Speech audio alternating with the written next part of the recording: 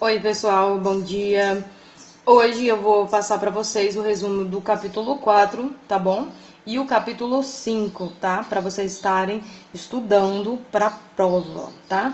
Então a gente vai fazer um breve resumo sobre esse conteúdo que a gente já estudou, mas aí eu vou estar resumindo tudo para vocês estarem por dentro do que pode cair na prova, tá? Então vamos começar pelo capítulo 4, tá? Que a gente já falou em outras videoaulas sobre esportes não convencionais, né? Que esportes não convencionais são aqueles esportes que não são tão conhecidos e nem tão praticados na sociedade que a gente vive, tá? Tem pouca visibilidade da mídia, então esses são os esportes não convencionais. Alguns exemplos desses esportes a gente tem aqui o badminton, né? O badminton é um esporte semelhante ao tênis e é praticado individualmente ou em dupla. Também temos aqui o frisbee, que é um objeto em forma de disco, normalmente feito de plástico, tá? E é jogado com duas equipes, com 7 jogadores, cada uma com objetivo. O objetivo é chegar até a zona do gol, né? Falei também sobre a história do frisbee na aula passada e a gente vai falar também sobre o futevôlei, que é um esporte não convencional. O futevôlei foi criado no Brasil, né, e ele é semelhante ao vôlei de praia, podendo usar, né, todas as partes do corpo, menos os braços, os antebraços e as mãos, tá bom? Falei também sobre o rugby, que é um esporte, né, coletivo, que ele tem bastante contato físico. Tudo isso na aula passada eu passei para vocês, quero que vocês dêem uma lida no livro de vocês, tá? Falei também sobre novos esportes, né, que são jogos eletrônicos. E esse conteúdo aqui, até passei um trabalho para vocês e vou pedir para quem ainda não fez, faça, tá? Todos os trabalhos, todas as atividades que ainda me deve, porque isso provavelmente pode ajudar vocês, tá? Questão de notas. Então, quando eu falo aqui sobre jogos eletrônicos, né, eu falo que os jogos eletrônicos eles chegaram no Brasil com o nome de arcades, né? Depois de um tempo ele ficou popularmente conhecido como fliperamas. E ainda assim, na década de 1980 e durante a década de 1990, né, os consoles, né, que eram os videogames, né, de uso pessoal, chegaram ao mercado e conquistaram milhões de jogadores, mas só a partir de 2000 que os jogos eletrônicos eles passaram a estar presentes em outras plataformas, né, como computadores, celulares e tablets. Ok? Esse capítulo 4 aqui, que eu falo sobre esportes não convencionais e sobre jogos eletrônicos, é conteúdo de prova, tá bom? Esse é o capítulo 4, agora a gente vai falar sobre o capítulo 5, ok? Já aqui no capítulo 5 a gente vai falar sobre atividade física e saúde. Então eu tô resumindo bem rápido para vocês, mas é para vocês saberem o que vocês devem estudar, tá? Então, quando eu falo sobre atividade física e saúde, eu vou falar sobre capacidades físicas básicas. Por quê? Porque a gente precisa conhecer nossas capacidades físicas básicas. O nosso organismo ele é dotado de estruturas e sistemas, né, que se articulam na realização de movimentos, né? E a gente desenvolve, né, habilidades e capacidades. Então, essas capacidades físicas aí básicas, quais são aqui? Quais são as habilidades e capacidades que desenvolvemos com a realização dos movimentos? Pergunta de prova, tá, gente? Então, a gente tem aqui, primeiro, para começar, a gente tem habilidades motoras, né, que eu destaquei, capacidades físicas básicas, orientação temporal e orientação espacial. Vamos falar sobre cada uma delas, ok? Então, ó, nas habilidades motoras, aqui eu vou falar para vocês que elas podem ser entendidas como uma tarefa onde o movimento pode ser considerado uma habilidade, né? São os movimentos que o quê? Que se desenvolve, que são desenvolvidos, né?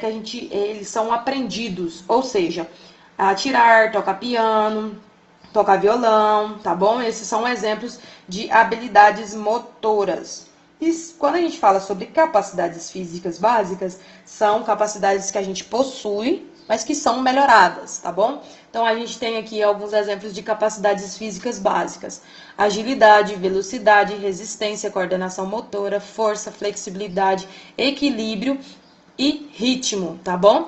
Todas essas capacidades físicas básicas a gente já possui, mas a gente pode melhorar, pode treinar elas, tá bom? Orientação temporal, né? Como o nome mesmo diz, né? Orientação temporal está relacionada ao desenvolvimento da criança, né? Com os hábitos do cotidiano, né? Ou seja, hora de dormir, hora de comer, hora de tomar banho. O nome mesmo diz, temporal, né? O tempo. Já na orientação espacial aqui, a gente vai falar sobre o espaço, né? É saber se localizar, né? Onde é que está a direita, onde está a esquerda, se é para frente ou atrás, se é em cima ou embaixo. É você, né? E seu corpo ali em determinado espaço, tá bom? Então, espero que vocês tenham entendido até aqui. Essa aula eu passei para vocês, na aula anterior tem um vídeo também explicando sobre esse mesmo conteúdo, mas esse aqui vai estar bem resumido para vocês estarem estudando para a prova de vocês, tá? E também, nesse capítulo 5, a gente fala, né, das capacidades físicas aqui, que eu citei, né? Capacidades físicas básicas. Lembre desse nome, tá? Então, eu falo sobre agilidade, velocidade, resistência, coordenação motora, força, flexibilidade, equilíbrio. Agora, aqui embaixo, a gente vai falar sobre elas. Primeiro, a gente vai falar sobre equilíbrio, né? O equilíbrio é a capacidade física que resulta em uma combinação de ações do nosso músculo, dos nossos músculos, né? E do nosso corpo. Aqui uma prática, né, de slackline exige muito equilíbrio, tá? E já na resistência, né, consiste na capacidade de suportar determinado esforço físico por um período de tempo, de maior tempo, né? Um exemplo, né, as ultramaratonas, né, que precisam de resistência para percorrer a distância das corridas. E a força, que é a capacidade física alternamente treinável, tá? Gerada nos músculos e a partir da sua contração. O halterofilismo aqui deve desenvolver a capacidade física força para levar a maior quantidade de peso que conseguir, tá? Geralmente esses atletas aqui de halterofilismo, eles começam com uma carga mínima, né? E vão aumentando durante um certo tempo, né? Também falamos sobre coordenação motora, que é uma capacidade física, né, que permite a realização de inúmeros movimentos corporais, que começa durante o processo de crescimento, né, quando o seu corpo ali, durante as ações do seu corpo. Então, o simples fato de andar já requer coordenação motora, tá bom? E a gente vai falar também sobre, aqui no capítulo 5, fala sobre atividade física e exercício físico e esporte, tá bom? Então, eu já falei pra vocês alguma vez que existe diferença entre atividade física e exercício físico, tá? Então, hoje eu vou resumir bastante aqui pra vocês entenderem. Exercício físico, atividade física e esporte. Então, vamos lá. Primeiro, a gente vai falar o que é atividade física. Então, atividade física... Existe sim um gasto, né? Um gasto calórico, um gasto energético, só que não são movimentos planejados, né? Ou seja, exemplos de atividade física: lavar a casa, ir ao supermercado, descer ou subir escadas. São movimentos ali naturais que você faz, mas que exige sim um gasto energético, um gasto calórico. Já no exercício físico aqui, a gente vai ter uma sequência, né? São sequências de movimentos planejados para alcançar um objetivo, ou seja, ele ligado à saúde ou à estética, tá bom? Então, exemplos a musculação, lutas, natação, entre outros, tá bom? E quando a gente fala sobre esporte, né? Diferente de esporte, ou diferente de jogo, né? Esporte é diferente por quê? Porque ele possui regras e precisa de um órgão oficial. E também é uma atividade competitiva que busca por uma recompensa, né? Ali contra o adversário, ok? Então, o esporte, né? Ele possui regras, precisa de um órgão oficial e é uma atividade competitiva que busca por uma recompensa, ok? Então, atividade física, exercício físico e esporte, diferentes uns dos outros. No capítulo 5 também... eu fiquei sem explicar essa parte para vocês e vou estar explicando agora, né? Que vai falar sobre aptidão física, resistência cardiovascular e capacidade aeróbica, tá bom? Então, vou resumir aqui para vocês também conteúdo que vocês devem estudar e dar uma lida no livro de vocês depois, para na hora da prova vocês estarem por dentro, tá bom? Então, vamos lá. Primeiro, o que é aptidão física, né?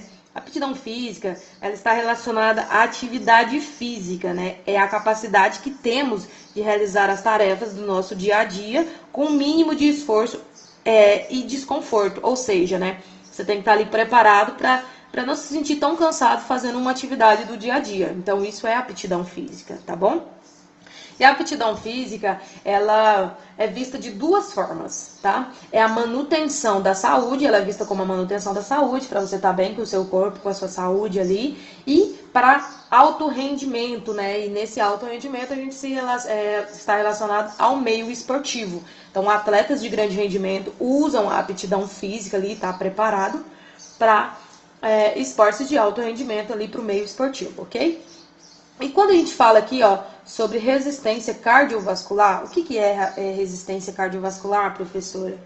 É a capacidade, né, que o nosso coração e os pulmões e os vasos sanguíneos, eles têm para dar energia ao nosso corpo ali durante um exercício prolongado. Então, é a resistência que o nosso coração, nosso pulmão, ele tem para dar energia para o restante do nosso corpo durante um exercício que vai durar bastante tempo, ok?